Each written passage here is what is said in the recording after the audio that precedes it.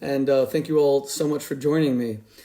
The Messiah, Mashiach, it's on people's lips. I'm amazed at how many people are telling me that they're now reading my book, The Wolf Shall Lie with the Lamb. I'm holding it right here. Some very senior people in government were telling me that they were reading this. One of them told me today that they were studying it with one of their children, because with the coronavirus and all the pain that humanity is suffering through now, the Messiah has become a very important subject. And people want to know, when is the Messiah going to come to rescue us from the coronavirus?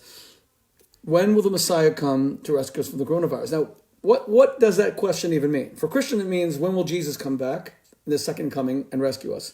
For Jews, it means, when is God going to keep his promises to humanity to bring about the end of suffering, the end of death, and the end of disease with whoever the Messiah is, Mashiach.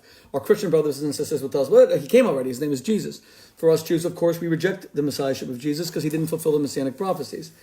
For a secular person, the question will be meaningless to them. They don't believe in the Mashiach, and yet they don't even recognize how much they've been impacted by Jewish messianism and messianic ideas. For example, the very idea that we can and will defeat the coronavirus is itself a messianic idea. Because otherwise, how do you know how do you know that there's any cure? What if there's no cure? How do we know there will be a vaccine, even if it takes 12 months, 18 months, which is what the medical experts are saying?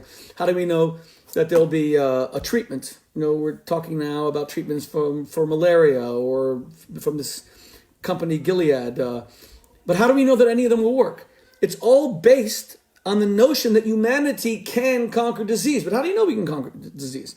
We've been fighting cancer for millennia, and especially in modern times, for generations we've been fighting cancer, spent trillions of dollars in research, I'm guessing, against it, and still it claims so many lives. Yes, we've made a lot of progress. We can treat a lot of cancers. Thank God that we have chemotherapy and various treatments, and yet it still claims so many lives.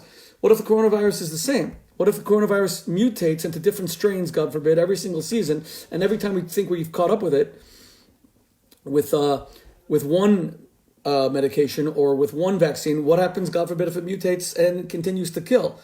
And yet we don't believe that's going to happen. We're confident that at the utmost, in 18 months, we're going to find a vaccine because we believe the messianic prophecies that God foretold that humanity will one day destroy disease, that we will overcome disease. So even if you're a secular person, you may not believe in the Messiah. And if you're a Jew, you don't believe in Jesus. I don't believe in Jesus as Messiah. And if you're a Christian, you don't believe that Jesus has come back yet a second time. And yet, what unites all three groups is that they're all motivated by messianic ideas as foretold by the prophet Isaiah, by the prophet Zechariah, by the prophet Micah, that humanity is moving forward in a progressive forward motion where little by little, even if we don't have it instantaneously with a messianic figure, little by little, we're conquering disease, we're pushing back the boundaries of ignorance. We're trying to bring an end to war. By the way, even now, to say that war is over is ridiculous because there's so many terrorists and so many killers and so many bombs. And look at the terrorism that even the Jewish community in the United States has faced over the past 2 years, which is unheard of and unprecedented in American history. The Poway shootings, the Pittsburgh shootings. And yet, even let alone what Israel faces, on a regular basis, let alone what we in the New York area faced on 9/11, 3,000 Americans and international and citizens from all over the world incinerated in the Twin Towers. And yet, for all of that, the idea of a large-scale major war taking place today is probably unthinkable. Meaning, I grew up during the Cold War. I was born in 1966. Throughout the 1970s, USSR was our enemy. The Russians were our enemy.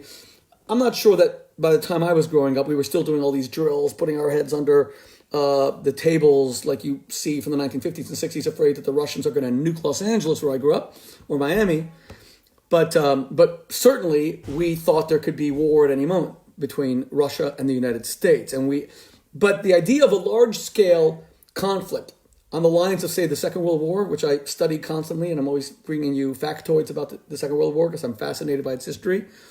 And I'm always usually in the midst of reading some book in the Second World War. I just finished a book on Yalta. I shared some of that with you. But the idea of a large-scale war where nations would all come together and we would need tanks and crossing giant battlefields and missiles is almost unheard of.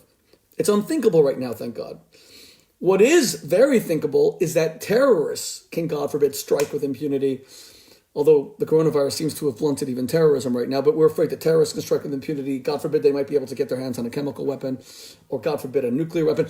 That's all possible and horrific to even have to contemplate. And yet the idea of large-scale war between nations is almost, no one is really frightened of that possibility right now. We don't think the United States is going to go to war with China, God forbid.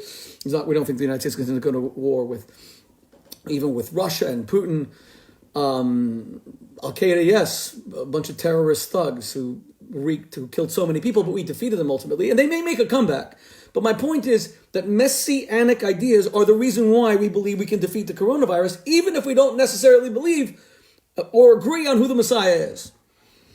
Because messianism is at the very heart, it's the very foundation of the idea of human progress, that things go from simpler to more complex to better and better. Look at what we've done with medical science based on the messianic premise that we can actually prolong life and defeat death. We've, doubled the human life expectancy probably over the past 300 years. Child mortality rates around the world, women dying in labor. I mean, these numbers have fallen precipitously, and it's the reason why the coronavirus has shaken us so badly, because we really thought that the age of a global pandemic was behind us. By the way, as I speak to you right now, tonight, the news is all talking about President Trump's daily conference today. He had a big fight with the media. They're quoting from the New York Times, which said that Trump was unprepared for the coronavirus, and the Trump administration is coming back and saying, what are you talking about? We were very prepared. We stopped flights from China. We stopped flights from Europe, and this battle is going on. But think about it. The reason why the world at large was not really ready for the coronavirus is that no one really believed it possible that a global pandemic could take place in the year 2020. We did believe it was possible back right after the First World War with the Spanish flu. We thought it was possible when you're reading about the bubonic plague. I was speaking to a friend of mine today who reminded me that one of my favorite historians, Barbara Tuchman, wrote a book called The Distant Mirror about, I think, the 14th century, and she writes about the bubonic plague and about the Black Death. So we know that these things could happen, 700-800 years ago, but we did not believe it could happen in 2020. Let's admit that. And it's the principal reason we were unprepared for this virus is that we have seen medical science and, like I said, messianism, even secular messianism, be so successful in conquering disease, prolonging life, that a global pandemic, that a germ, we Americans were focused on stopping terrorism. We were ready for that. We Americans were focused on defeating ISIS. We Americans were focused on cutting off funding to terrorists. We Americans were concerned about guns in schools and shootings at schools. That we all thought was possible. But that a germ would come out of Wuhan and would decimate humanity, that was something unthinkable, because we have made such progress in conquering disease, even though there's so many still to be conquered, of course, that we didn't think this was possible. And that's really the truth of it. Now, there were countries that were more prepared, countries that were less prepared. And I'm not saying that we were arrogant. I'm saying that messianism has become such an entrenched and successful idea, even for secular people, even for atheists, even for agnostics. Again, the simple belief that humanity moves forward on an upward trajectory, prolonging life, pushing back disease, exploring the space frontiers, that we can do all that. That's all based on ideas that were given to the world by Isaiah, Zechariah, Jeremiah. So take, for example, in this book, The Wolf Shall Lie with the Lamb, so I wrote about all those things, how messianism has impacted on society. And I'm not saying, I hope that the Jewish Mashiach comes. I believe the Jewish Mashiach will come because I'm an Orthodox Jew. It's one of the 13 principles of Jewish faith. I'm sure my Christian brothers and sisters, especially the day after Easter, believe that in the same way Jesus was resurrected, according to Christian theology, 2,000 years ago on Easter Sunday, that he'll return for a second coming. But regardless of religious belief, what we all believe is that the coronavirus can and will be defeated. That it may take, unfortunately, a lot of casualties. It might kill a lot of people. First, the estimates were 250,000 Americans. Now they've brought those estimates down to 60,000. Still crazy numbers. 55,000 Americans died in the 10 years of the Vietnam War. So these are still insane and unacceptable numbers, but we still are certain, beyond the shadow of a doubt, that even if it takes, God forbid, up to 18 months, and we hope it'll be faster, that a vaccine will be found, that At most, we'll have to practice social distancing for 18 months until a vaccine is found. And maybe even sooner, because, again, Jewish messianic beliefs have convinced us that we can defeat disease. Because otherwise, why isn't anyone saying, maybe there's no cure for coronavirus? Maybe the coronavirus is that disease that cannot be cured, God forbid. We've cured polio. We've cured the measles, whooping cough, influenza for the most part. I mean, it still kills a lot of people, but we have flu vaccines, thank God. And we believe the same thing about the coronavirus because of Jewish messianism. So when I ask, will the Messiah come and rescue us? It gets to the very core of what is the Messiah? Who is the Messiah? Now, for Christians, again, it's Jesus. For us Jews, it's an unknown. We don't know. We know what the messianic criteria are. The Messiah has to be someone who will, first and foremost, he has to be a child of Jesse, of King David. He has to be from the loins of King David. The Messiah has to be a king insofar as his authority is recognized. We Jews don't have kings today. The Messiah has to be a great Torah scholar. He has to know God's law, as Maimonides explains. He has to fight God's battles, Maimonides says. Now, that doesn't mean quite literally putting on armor or, running around in a tank. It means that battles that are godly battles. Battles for values, for example. What do we value today? These are godly battles. Humanity to live for the right reasons and the right convictions and the right principles. All of those things, the Messiah will have to contribute immensely to be recognized as the Messiah. But most importantly, for us Jews, the Messiah will be he who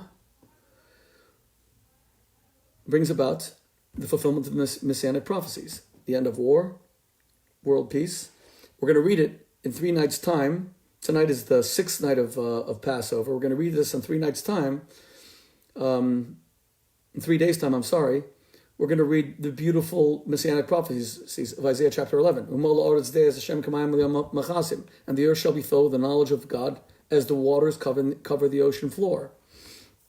So there's going to be a great, there will be a messianic awakening, and that's who the Messiah will be, the person who fulfills the messianic prophecies. World peace, end of war, and end of disease. Ultimately, even the resurrection of the dead, obviously that'll be pretty darn impressive. And that person will be universally acknowledged to be the Messiah. The question you guys should be asking me, by the way, is why do you say he? Why can't it be a woman? My daughters keep on asking me that. 6 daughters are asking me that. I should save that for be a very interesting discussion. But for that, I should be fair, and I should have my daughter Rachalea or my daughter Chana, or you guys see me do a lot of these Facebook lives with my daughters, and they should be here to make their argument. So I'll save it for that. But that's who the Messiah will be, someone who actually executes and fulfills the messianic prophecies. For us Jews, we don't accept the messiahship of Jesus because he did not fulfill the messianic prophecies. Now, here's the Rebbe behind me, and some in Chabad say that the Lubavitcher Rebbe, who was my teacher, mentor, spiritual guiding light, and it was Rebbe's birthday just last week, 118th birthday. Some people say the Rebbe was Mashiach. But again, even the Rebbe would have to have fulfilled the messianic prophecies in order to be the Messiah. Again, the Messiah is not the Son of God. That's a Christian interpretation, and it's one that we Jews utterly reject. The Messiah is not born of a virgin. That's based on Isaiah 7:14. It says, Hinei al-mahara, behold, the young maiden is with child. It doesn't say Basula. It doesn't say, behold, the virgin is with child. That's not a Jewish belief. That was an ancient pagan belief. It's not a Jewish belief. The Messiah does not have to be divine. He cannot be divine. No human being is divine, including the Messiah. The Messiah has to fulfill the messianic prophecies. And when you think about it, look, this book that I was reading about Yalta, Franklin Delano Roosevelt, the 75th anniversary of whose death was just yesterday, April 12th, he's the founder of the United Nations, and he's not given enough credit for it. It was his idea, the UN. He jotted it down on a piece of paper. He pushed forward at Yalta, and then the first meeting was 1945 in San Francisco. And then the UN used to meet not far from here in Queens. That's where the State of Israel was voted into existence. Today it's the Queens Museum. That was the original building for the UN. Today, of course, it's on the East River in Manhattan and in the 40s. But it was Franklin Delano Roosevelt's idea. But it wasn't really his idea insofar as, again, it was an idea of Isaiah. That nations would come together and beat their swords into plowshares. They would no longer would a nation fight a war against another nation. So these ideas go back 2,000 years. And to the extent that FDR was influenced by Judeo-Christian values, ideas, and scripture, so he wanted to see the fulfillment and the execution of those ancient prophecies. That's why I'm saying that whether you're secular, atheist, agnostic, Jewish, Christian, Muslim, all of human progress is based on Jewish messianic ideas. In that sense, messianism is what will save us from the coronavirus, because messianism is what makes us believe and be certain that we can defeat disease, that our doctors and our researchers, and these incredible people on the front lines, and many of them aren't religious at all, many of them don't believe in God at all, but they're still motivated by this idea that disease can be defeated, that there is a cure out there if we look hard enough, if we work hard enough, if we research hard enough. There's a certainty, and that's why we look for it. In the same way, we're certain that despite how elusive it's been, that we can still find a remedy to war and get nations to beat their swords into plowshares and to stop murdering indiscriminately. By the way, one of the strange things about the coronavirus, of course, is this outbreak of global peace. I mean, in Israel and Hamas is a bloodthirsty terror cult. Israel and the Palestinian authorities. You don't hear about any tensions right now because with the whole world focused on staying alive the coronavirus, it's almost like humanity has been united, even good and evil, even Israel and Hamas, in a very strange way in battling the coronavirus. Did you guys see this story? Unbelievable, that Omar Barghouti, one of the founders of the BDS movement, who says that Israel should be boycotted for anything, he said that if Israel develops the coronavirus vaccine, and it could be Israel that will develop it, because thank God Israel's a tiny little country, but based on Jewish values, the Jews are always looking to prolong, promote, and protect life. Life is the essence of Judaism. So Israel leads the world in medical research, etc., one of the great world leaders, and technology, as you all well know.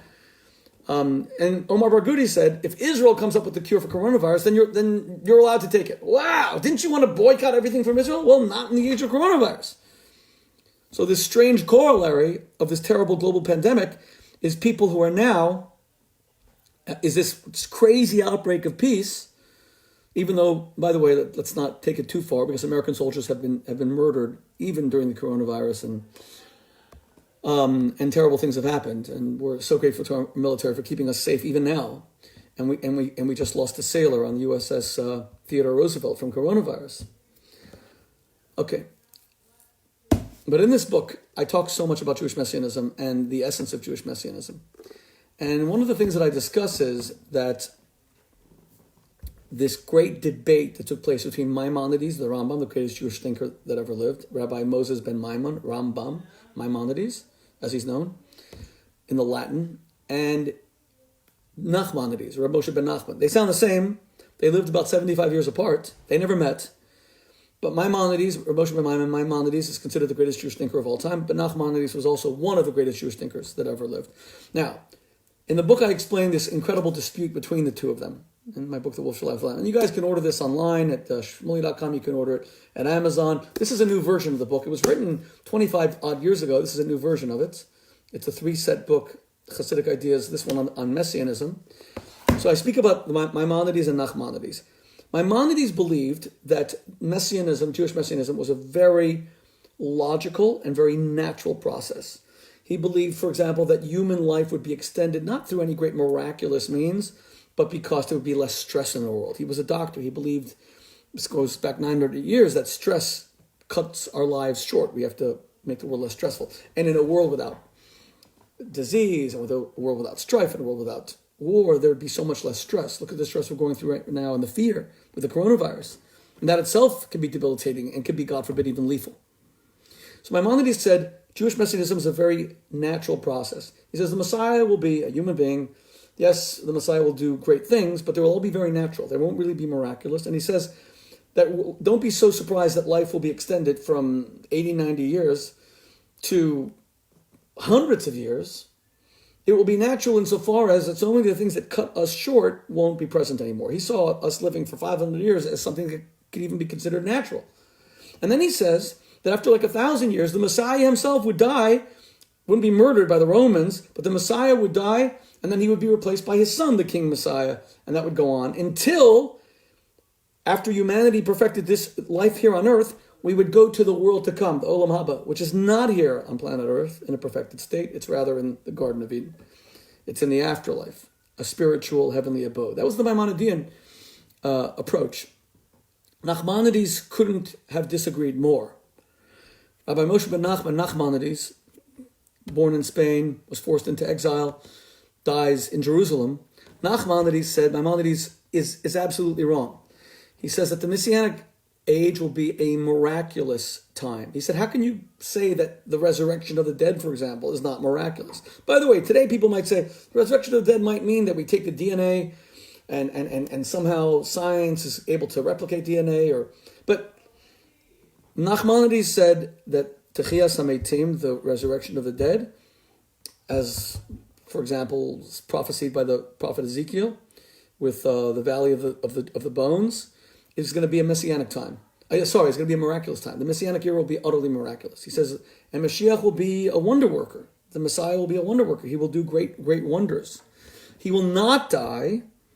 He will not be killed. And Maimonides says clearly, but Maimonides even agrees with this, if someone dies without fulfilling the messianic prophecies, like Jesus, for example, they cannot be the Messiah. That's what Maimonides and Nachmanides both agree on that. But Nachmanides said the Messiah will not die. And he also says that humanity will have the messianic epoch, the era of the Messiah will be here on earth.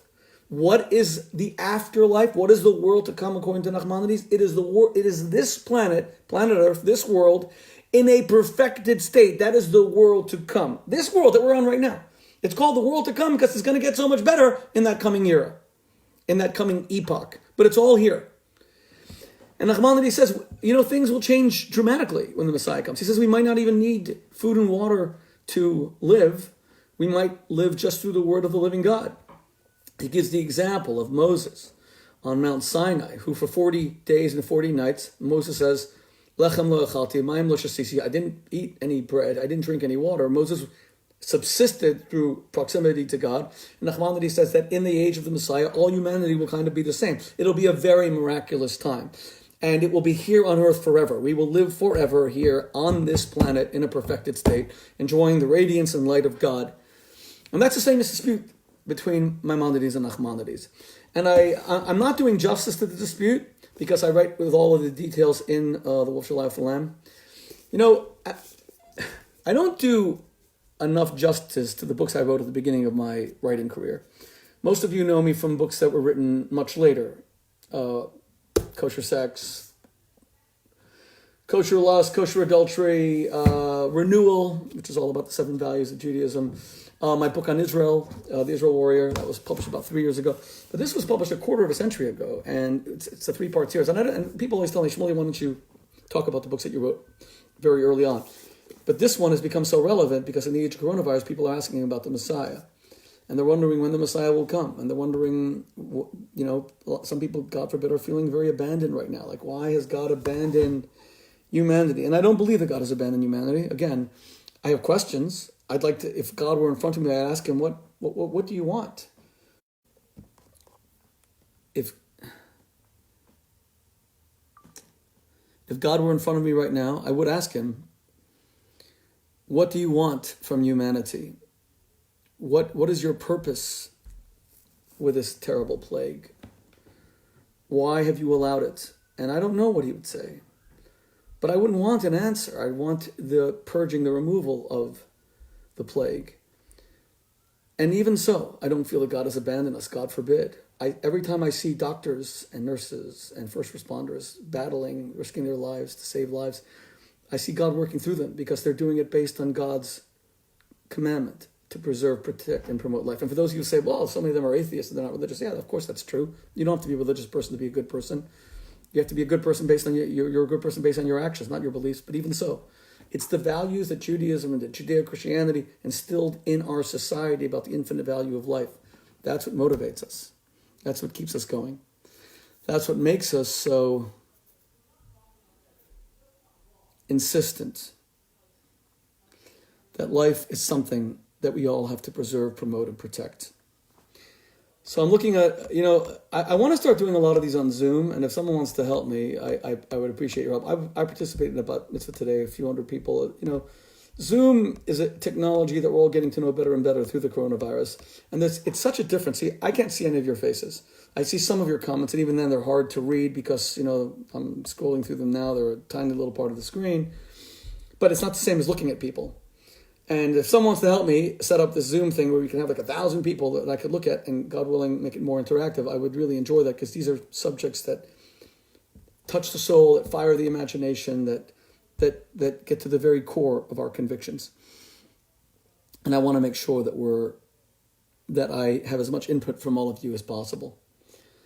For all of you writing to me about Jesus and why we Jews reject Jesus, like Chirikia, is it? Said to me, Daniel, the prophet Daniel said the Messiah would be cut off. And these are all verses of the Bible that I've dealt with in my debates with Michael Brown. And Mike called me the other day and he said that we should do some of these. So many people are interested right now during coronavirus. And I'm going to reach out to him and see if we can actually do that.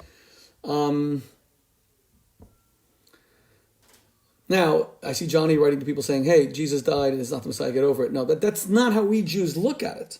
I believe Jesus was the Christian Messiah. Jesus brought redemption to such a large segment of humanity who through Jesus and the New Testament, but especially the Torah, the Old Testament, what you call the Old Testament, the Hebrew Bible, they become connected to the God of Israel.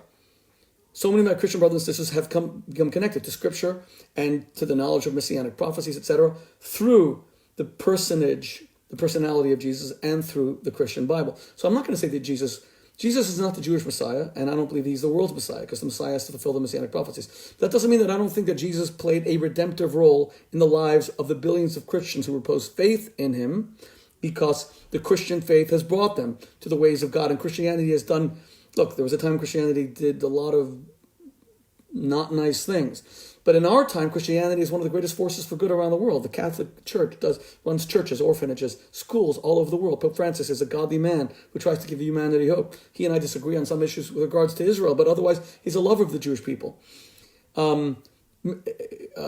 Evangelical Christians, phenomenal friends of the Jewish people and great friends of Israel. I could go on.